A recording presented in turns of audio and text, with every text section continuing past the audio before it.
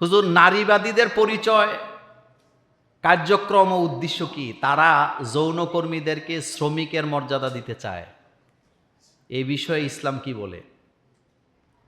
শোনেন, আমি এই ব্যাপারে কথা বলতে চাই না, তবে একটা রুচির কথা বলি আপনাদেরকে। সেটা হলো, যে সমস্ত নারীবাদীরা যৌনকর্মীদেরকে শ্রমের মর্যাদা দিতে চান, তারা কি শিক্ষিত নাকি মূর্খ?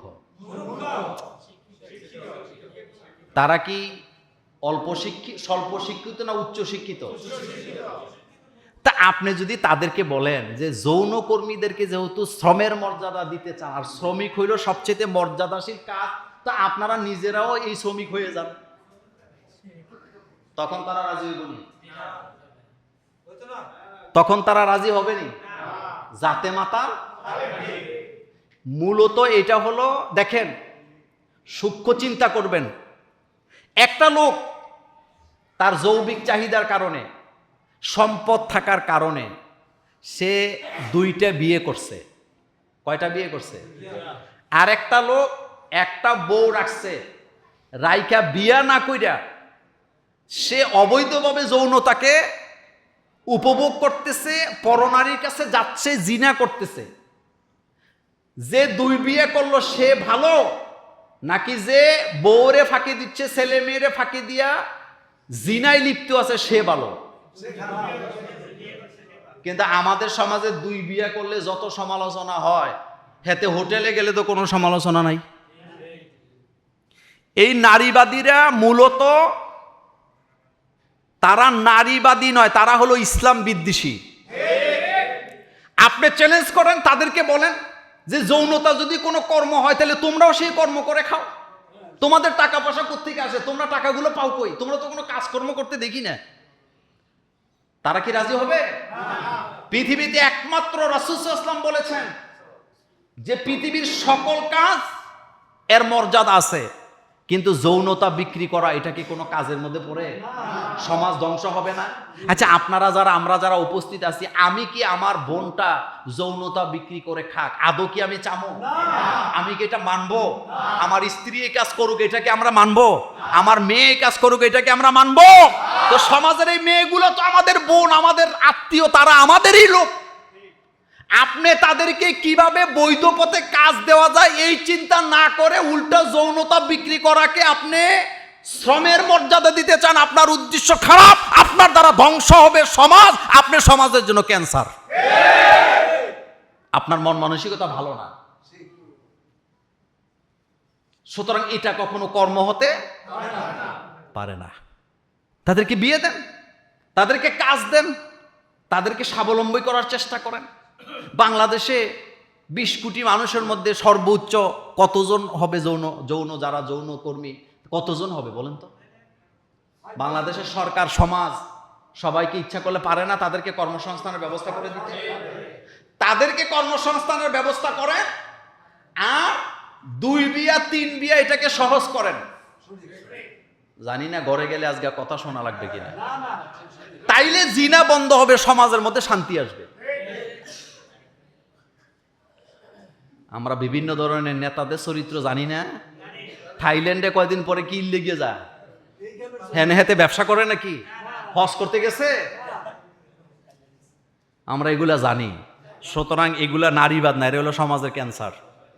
এরা সমাজের কি ক্যান্সার। মানুষ আর জিন জাতির মধ্যে বিয়ে জায়েজ আছে কিনা, আলেমদের অনেকে বলতে শুনি সুলাইমান আলাইহিস সালামের স্ত্রী বিলকিস নাকি জিন জাতি থেকে ছিল।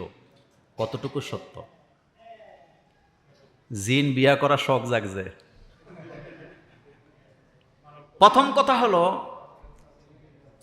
মানুষ আর জিন জাতির মধ্যে বিয়ে হওয়া এটা জায়েজ নাই, এবং এটার দ্বারা বিপর্যয় ডেকে আনা। বলেন কি ডেকে আনা? জিন আগুনের তৈরি, মানুষ কিসের তৈরি? 1 নম্বরে শারীরিক মিলন আর হবে না। শারীরিক মিলনের যে তৃপ্তি আছে এটা পাওয়ার কোনো সম্ভাবনা নাই। 2 নম্বর, জিন আর মানুষের মধ্যে যদি বিয়ে হয়, তাইলে বাচ্চা তৈরি হওয়ায় মানব জাতির বংশ বিস্তারে কি হবে? বাধা সৃষ্টি হবে। এই জন্য এটা পসিবল না। আর যদি করতে চায় তাহলে বিপদ হবে। আর যেই কথাটা আপনারা শুনছেন হযরতে সুলাইমান আলাইহিস সালামের স্ত্রী বিলকিস নাকি জিন জাতি ছিল, বিলকিস জিন জাতি ছিল না। কোন কোন আলেম তাফসীরবিদরা বলছেন বিলকিসের মা ছিল জিন জাতি। কে জিন জাতি ছিল? আচ্ছা, এটা একটা কারণ আছে। কারণটা হলো বিলকিসের বাপ দাদা 14 গোষ্ঠী, তাদের 40 পুরুষ তারা শাসক ছিলেন। ইয়ামানকে তারা কি করতেন? শাসন করতেন। কয় পুরুষ? আস্তে কয় পুরুষ? তো বিলকিসের বাপ নিজেরে এতটাই ক্ষমতাশীল মনে করতেন, সে বলতেন মানুষ আমারে বিয়ে করে কি, আমার সমকক্ষ পৃথিবীতে কোনো মানুষ নাই, সুতরাং আমি জিনকে বিয়ে করব। তো বিলকিসের মাকে সে বিয়ে করছে। বিলকিসের মায়ের নাম ছিল বালামা বিনতে শিশান। তবে বিলকিসের মা যে জিনি ছিলেন এটা নিয়ে যথেষ্ট কি আছে? একতলাফ আছে। তাফসিরের বিভিন্ন তাফসিরে আসছে যে হ্যার মাটা জিন ছিল, বাপটা কি ছিল? মানব ছিল। কিন্তু বিলকিস জিন ছিলেন না। বিলকিস সাবা রাজ্যের রানী ছিলেন। কোন রাজ্য? সাবা বা সেবা, যেটাই বলেন। হুদহুদ পাখি এসে সুলাইমান আলাইহিস সালামকে বিলকিসের ব্যাপারে খবর দিছে। খবর দেওয়ার পরে হযরতে সুলাইমান আলাইহিস সালাম বিলকিসের কাছে একটা চিঠি লিখছে। কারণ বিলকিস ছিল সূর্য পূজারী। কি পূজারী? সূর্য পূজারী। সুলাইমান আলাইহিস সালাম চিঠিতে লিখছে ইন্নাহু মিন সুলাইমান বিসমিল্লাহির রহমানির রহিম। চিঠি পাওয়ার পরে তাদের মধ্যে কথাবার্তা আদান প্রদান হয়েছে। পরবর্তীতে বিলকিস হযরতে সুলাইমান আলাইহিস সালামের সাথে ঈমান আনছে। কার প্রতি? আসলাম তু মা লি সুলাইমান। অথবা আয়াতে আসছে এভাবে, আমি ঈমান আনলাম কার সাথে? সুলাইমান আলাইহিস সালামের সাথে। তাহলে বিলকিস একজন পরবর্তীতে ঈমান আনছে, কিন্তু বিলকিস জিন ছিলেন না। তাফসিরে যেটা আসছে জিন কাকে বলা হয়েছে? বিলকিসে। কিন্তু বাপ কি ছিল? মানুষ। বাপ কি ছিল? মানুষ। সুতরাং এত বড় সাহস দেখেন না যে আপনি জিন বিয়ে করবেন, এমন বিপদে পড়বেন। আর বিলকিসের বাপে বিয়ে করছে অহংকারের কারণে। বলেন কিসের? যদি ঘটনা সত্য হয়ে থাকে তাইলে বিয়াটা করছিল কি কারণে? যে আমার সমকক্ষ কেউ আছে নাকি, আমি কারে বিয়ে করে? কিছু কিছু পুরুষ আছে নিজের বউরে হইন নিজদি কইয়া গালি দেয়। এরকমের কাপুরুষ আমাদের দেশে আসেনি? খবরদার, খবরদার, স্ত্রীকে কখনো গালাগালি করবেন না। স্ত্রীকে ঝগড়া লাগলে কখনো গালাগালি করবেন না। তার বংশ তুলে গালি দিবেন না, কারণ তার গর্বে আপনার সন্তান চাষাবাদ হবে। আপনার স্ত্রীর গর্ভ থেকে আপনার কি আসবে? সন্তান আসবে। তাকে মর্যাদা দিবেন।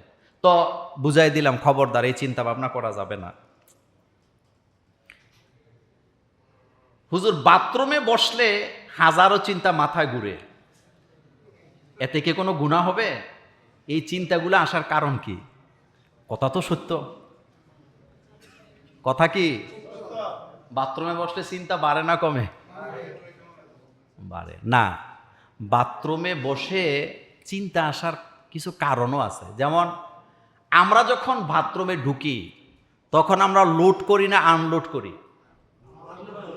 আনলোড। তো আনলোড করলে ব্রেনের চাপ কমে। ব্রেনের কি কমে? চাপ কমলে ব্রেনটা তখন শান্ত থাকে। কি থাকে? যার কারণে হাজারো চিন্তা কোথায় আসে? মাথায় আসে। তবে বাথরুমে বসে চিন্তা ভাবনা করলে আপনার গুনাহ হবে না। তবে চিন্তা করতে করতে বাথরুমে আবার সময় বেশি কাটায়েন না। বাথরুমে ঢুকবেন, দোয়া পড়বেন, বাথরুম শেষ, দোয়া আবার বের হয়ে যাবেন। শোনেন, বাথরুমে কিন্তু জিন থাকে, এটা রাসূলুল্লাহর হাদিস। বিছানার মধ্যে জিন থাকে, চুলার কাছে জিন থাকে, এগুলো জানেন তো আপনারা? এই জন্য বাথরুমে ঢুকবেন, আবার দ্রুত আবার আজকের থেকে ডরানো শুরু করেন না যে খাইছি রে বাথরুমে, সব বাথরুমে জিন থাকবে এরকম কোনো কথা আছে নাকি? আপনারটাতে নাও থাকতে পারে, কিন্তু বাথরুমে কি থাকে? জিন থাকে, এটা রাসূলুল্লাহর হাদিস। তবে বাথরুমে ঢুকলে চিন্তা আসার মূল কারণই হলো আমরা বাথরুমে যখন বসি আমাদের ব্রেন কি থাকে? চাপ মুক্ত থাকে, শান্ত থাকে। এই জন্য জমি জমা, ব্যবসা বাণিজ্য, অনেকে আবার বাথরুমে চিন্তা করতে করতে স্ট্রোকও করে লায় না। বাথরুমে যখন ঢুকবো আমরা, তখন বাথরুম কেন্দ্রিকই আমাদের কাজগুলো হওয়া কি উচিত, এবং যত দ্রুত পারেন বের হবেন। অনেকে গোসল করতে ঢুকলে অনেক সময়ও কি লাগে, যদিও এটা উচিত না, আমার নিজেরও লাগে। আমার গোসল করতে অনেক সময় লাগে, আমি তাড়াহুড়া করে গোসল করতে পারি না। তবে এই গোসলটা আমি প্রতিদিন করি না, একটু দেরিতে করি জুমার দিন, একটু ভালো করে ফ্রেশ হই। জুমার দিন অনেক কাজকর্ম থাকে। আরেকটা কাজ করবেন, নিজে বাথরুমে ঢুকলে বাথরুমটা নিজে একটু ধুয়ে দিয়েন। কথা কয় না তো? নিজের বাথরুম নিজে কি করবেন, এই ব্যাপারে এখানে আলোচনা হয়েছিল। আপনি বাথরুমে ঢুকার পরে আপনি এখান থেকে বের হবেন, বাথরুমটা এমন অবস্থায় রেখে আসবেন আপনার পরে লোকটা যায় যেন পানির কষ্ট, কোনো কষ্ট না পায়। আপনি ফ্রেশ করে তারপরে বাইরে হইবেন। রাজি আছেনি?